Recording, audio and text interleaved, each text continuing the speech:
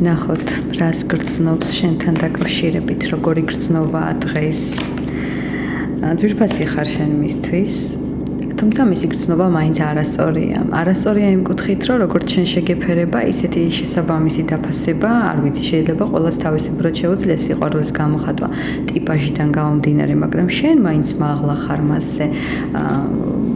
მორალი შენი სხვა არის, ძალიან განსხვავებაა მორალს შორის და ეს არის, რომ აფუჭებს ამ სიყვარულის ფონს. მე ვიტყვი, რომ მაინც ძვირფასი ხარ შენ მისთვის და მის გულში ხარ.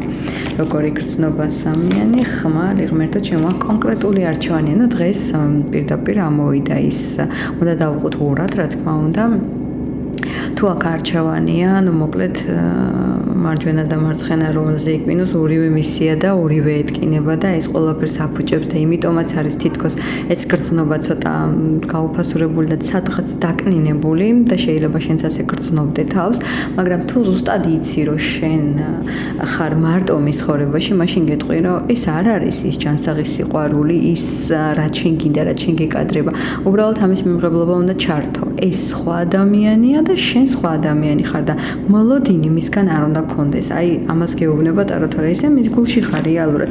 არჩევანის გაკეთებას რაც შეეხება, თუ ვინმეს გაინტერესებთ არჩევანი, მე ვიტყოდი იმას, რომ არჩევანი როცა არის, კონკრეტულ მომენტში ეს ადამიანი არ ფიქრობს არჩევანის გაკეთებაზე, მაგრამ არც იმაზე არ იფიქრებს, რომ შენ დაგანებოს თავი.